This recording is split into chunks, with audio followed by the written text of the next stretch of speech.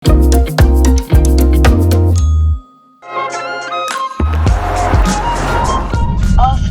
400 yards, turn right and then you have reached your destination. Kenapa ponsel cuma pakai suara wanita? Beberapa perusahaan besar telah meneliti persepsi manusia terhadap suara yang digunakan di artificial intelligence. Mereka mengadakan diskusi fokus grup pada peserta pria dan wanita dengan memperdengarkan berbagai suara pria dan wanita. Hasilnya menunjukkan mereka hampir selalu memilih suara wanita. Tapi tentu bukan sembarang suara wanita yang ada di ponsel kita. Suara yang paling sering dipilih berkarakter netral, tidak membingungkan, dan merepresentasikan ciri khas pada merek ponsel. Karena itulah, pengembang ponsel pintar mencoba membuat aksen, intonasi, dan suara yang unik. Kenapa ponsel bergetar? Brrr, karena kedinginan. Salah ya? Setiap ponsel punya motor kecil di bagian dalamnya, kira-kira seukuran koin Rp100. Ada juga yang memanjang seperti korek api. Saat menerima sinyal khusus, motor ini memanfaatkan medan magnet dan listrik untuk bergerak dalam kecepatan tinggi dan timbullah getaran. Motor getar pertama kali digunakan secara luas pada sikat gigi elektrik di Swiss pada tahun 1950-an. Dan beberapa dekade kemudian, teknologi ini bisa diterapkan pada ponsel. Bagaimana cara kerja pengenal suara? Sangat mirip dengan sistem pendengaran kita. Cuma, bunyi yang terdeteksi, diproses, dan dianalisis oleh telinga buatan. Ponselmu tidak benar-benar mengenali ucapan manusia. Saat bunyi merambat melalui mikrofon, ponsel mengubahnya jadi gelombang digital. Bentuk setiap gelombangnya unik seperti sidik jari manusia. Jadi, tidak seperti gelombang audio yang dihasilkan dari suara nafas, klakson mobil, dan suara lain yang mungkin ditangkap ponsel. Dengan begini, gadgetmu mudah memahami gelombang yang dihasilkan oleh bunyi dan cuma merespons bunyi tersebut. Kenapa kita sebaiknya tidak mengecas sampai penuh dan segera mencabutnya? Baterai ponsel mirip dengan otot di tubuh kita. Lebih baik tidak memaksakan latihan yang terlalu berat daripada kelelahan akibat kelamaan nge-gym. Tidak ada salahnya sih mengecas sampai penuh, tapi jangan sering-sering ya, sebulan sekali saja. Kalau keseringan, bateraimu cuma akan sanggup bertahan sebanyak sekitar 600 siklus pengecasan total. Sebaiknya, cas ponsel secara rutin, tapi durasinya sebentar saja. Kalau kamu melepas kabelnya saat dayanya 60%, lalu kamu cas lagi di mobil atau kafe selama beberapa menit, bateraimu bisa bertahan hingga 1.500 siklus pengecasan total. Jaga daya ponselmu dalam kisaran 40-80% ya. Apa pengaruh ponsel pada mata kita? Semua ponsel memancarkan sinar biru yang bisa membuat mata sakit. Di dalam mata kita terdapat fotoreseptor. Sel khusus ini berfungsi menangkap bayangan objek, lalu meneruskannya ke otak. Saat cahaya biru ponsel melewati matamu, terjadi reaksi kimia yang bisa merusak retina dan mata kita. Cahaya biru menghambat produksi melatonin atau hormon tidur. Kalau tubuh tidak menghasilkan melatonin, biasanya kita akan sulit tidur. Nah kan, mengecek sosmed sebelum tidur bisa sangat membahayakan tubuh kita. Bagaimana bisa wallpaper ponsel menghemat baterai? Beberapa ponsel punya layar khusus berjenis AMOLED atau OLED. Dan kerennya, kedua jenis layar ini bisa menghemat daya baterai.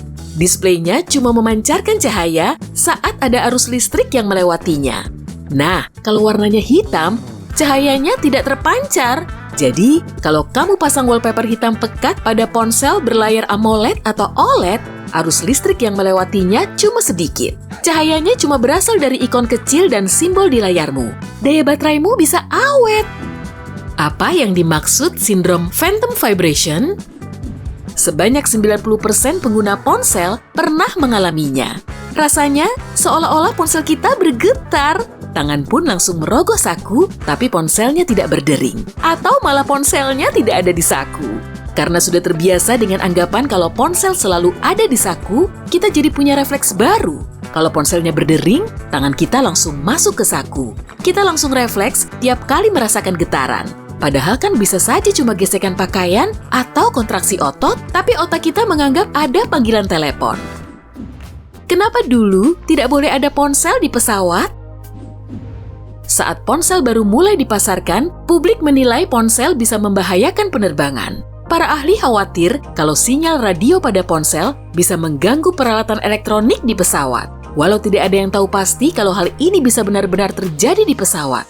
Dan supaya aman, semua ponsel modern dilengkapi dengan mode pesawat.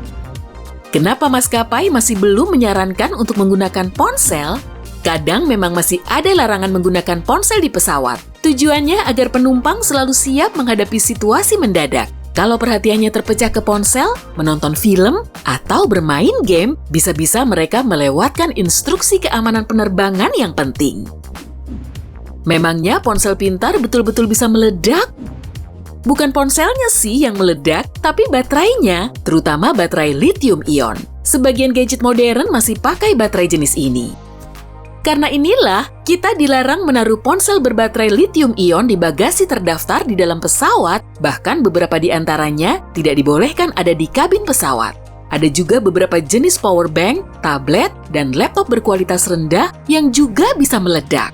Sebaiknya selalu beli baterai dan pengecas yang ori untuk mengurangi kemungkinan terjadinya kecelakaan.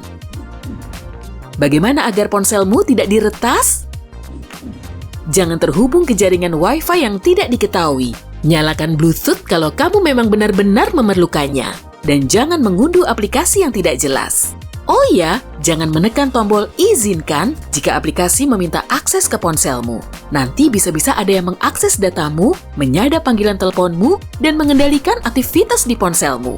Untuk melindungi dirimu, hapus semua aplikasi yang mencurigakan dan ganti semua kata sandimu setidaknya sebulan sekali. Selain itu, perbarui perangkat lunak di ponselmu secara teratur. Dan tentu saja, jangan pernah membuka tautan aneh yang kamu terima via email.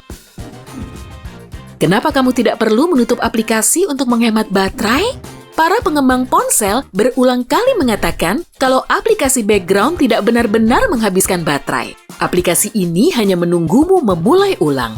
Bahkan, membuka kembali aplikasi ini langsung dari mode background jauh lebih ringan untuk ponselmu daripada menutup sepenuhnya lalu membukanya lagi.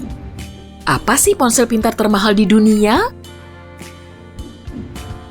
Falcon Supernova iPhone 6 Pink Diamond dan harganya 696 triliun rupiah. Sebetulnya sih cuma iPhone 6 atau 6 Plus biasa, tapi casingnya terbuat dari emas 24 karat dan platinum. Bagian belakangnya dihiasi berlian merah jambu super besar. Wah, mau coba upgrade ke ponsel ini? Apa ponselmu kedap air?